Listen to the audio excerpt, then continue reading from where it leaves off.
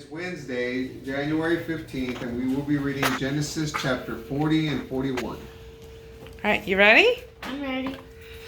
Okay, let's find out what happens with Joseph. So, chapter 40, the cupbearer and the baker and their dreams. Sometime later, both Pharaoh's chief steward and chief baker deeply offended their master, the king of Egypt. Pharaoh was angry with his two officers, the chief steward and the chief baker, so he incarcerated them in the palace of Potiphar, the captain of the guard, in the same prison where Joseph was bound. The captain of the guard placed them under Joseph's charge, and they remained in custody for some time. Then one night they both dreamed, the steward and the baker, officials of the king of Egypt. They each had a prophetic dream with different interpretations. When Joseph came to them in the morning, he saw they looked miserable. So he asked Pharaoh's two officials who were under his custody, "What's wrong? Why the sad faces?" "We had dreams last night," they answered, "and we have no one to interpret them." And Joseph said to them, "God can interpret your dreams. Please tell them to me." So the chief steward shared his dream with Joseph first. He said, "In my dream I saw a vine with 3 branches in front of me. I watched as it budded, then immediately it blossomed, and its clusters ripened into grapes. I was holding Pharaoh's cup, so I took the grapes, squeezed them into his cup, and handed the cup to the king." Joseph said to him, "God has given me the interpretation of your dream. The 3 branches are 3 days. In 3 days, Pharaoh will pardon you and restore you to your post. You will once again hand Pharaoh's cup to him as you used to do as a steward. When things start to go well for you, remember me, and please be kind and mention me to Pharaoh so that he might release me from here. For I was kidnapped from the land of the Hebrews, and I have done nothing here to deserve being thrown into this dungeon." When the chief baker saw how favorably Joseph interpreted the dream, he said to him, "Let me tell you my dream. I saw 3 wicker bread baskets stacked on my head, one above the other. In the top basket I saw all kinds of bread and pastries for Pharaoh to enjoy, but the birds came and ate out of the basket above my head.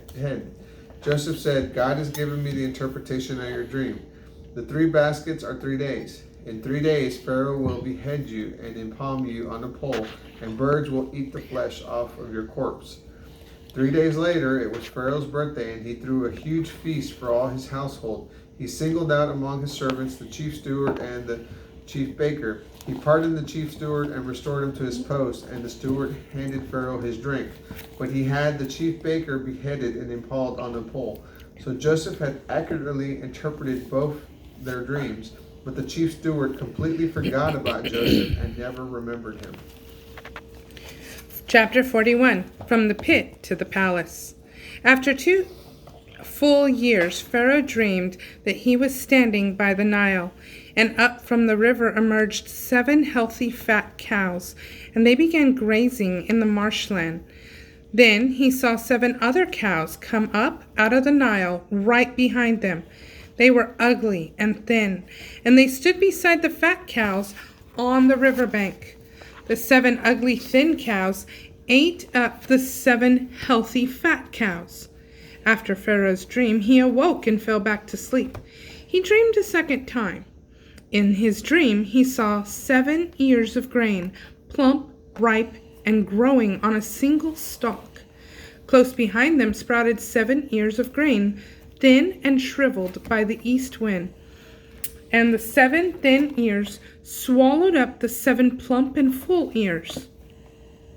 Then Pharaoh awoke from his vivid and disturbing dream. The next morning, his spirit was agitated, so he called for all the magicians and wise men in Egypt. Pharaoh recounted his dream to them, but no one could give him the interpretation. Then the chief steward heard about the dreams. When the chief steward heard about the dreams, he remembered Joseph and said to Pharaoh, "Please, your dream reminds me today of my failures. Once, when Pharaoh was angry with his servants, he incarcerated me and the chief baker in the prison of Potiphar, the captain of the guard. We both had dreams on the same night, but with different meanings. There was a young Hebrew man imprisoned with us who had been the personal servant of the captain of the guard. And when we told him our dreams, he interpreted them and told each of us their meaning. And it happened just as he said. Pharaoh restored me to my post, but he had the baker impaled. After hearing this, Pharaoh immediately sent for Joseph. They rushed him out of the dungeon and prepared him to meet with the king. When he had shaved and changed his clothes, he came and stood before Pharaoh. Pharaoh said to Joseph, "I have had 2 dreams that no one can explain. I have heard that you are able to interpret a dream the moment you hear it." "I cannot do it alone," Joseph replied, "but God will help me to give Pharaoh the proper interpretation for Pharaoh's welfare." Then Pharaoh told Joseph, "In my dream, I was standing on the bank of the Nile, and up from the river emerged 7 healthy, fat cows, and they began to graze in the marshland. Right behind them followed 7 other scrawny and emaciated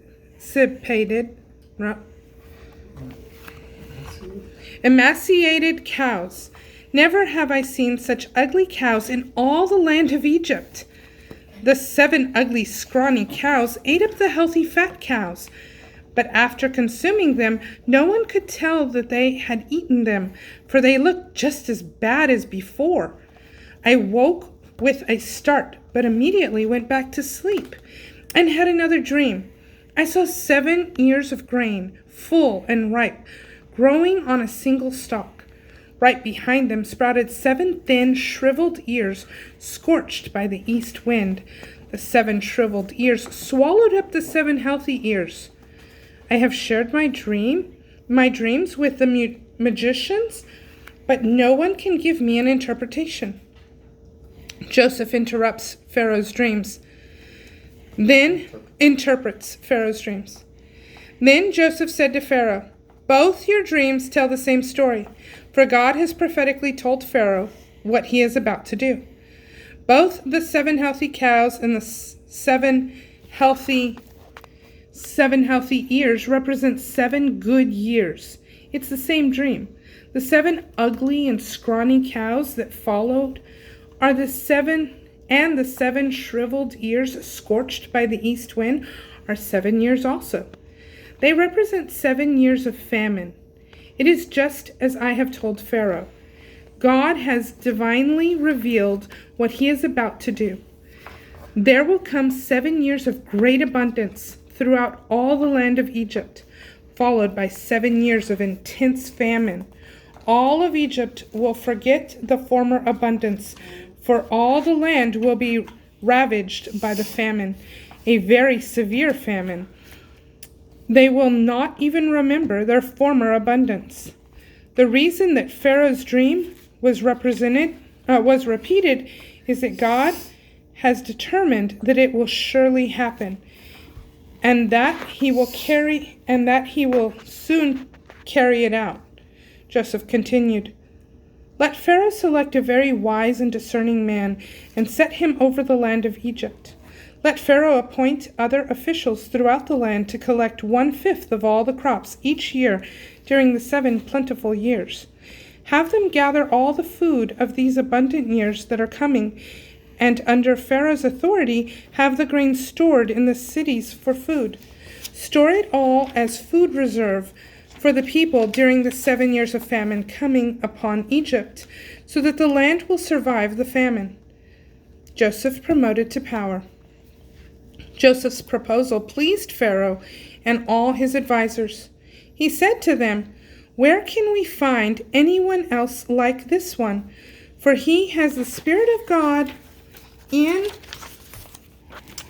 him." So Pharaoh turned to Joseph and said, "Since God has divinely revealed this to you, there is no one as wise and full of insight as you. I hereby place you in charge of all my affairs, and all my people will obey your commands. Only I, the king, will be greater than you. Listen to me, Joseph," Pharaoh continued. "I am placing you in charge of all of Egypt." Then he removed his signet ring, placed it on Joseph's finger, and said to him, and had him clothed with fine linen robes. He adorned him with a golden collar around his neck. Pharaoh had him ride in the chariot reserved for the second in command and sent runners going before him, crying out, "Kneel!" In this way, Pharaoh placed Joseph over all the land of Egypt. Pharaoh also said to Joseph, "I am Pharaoh.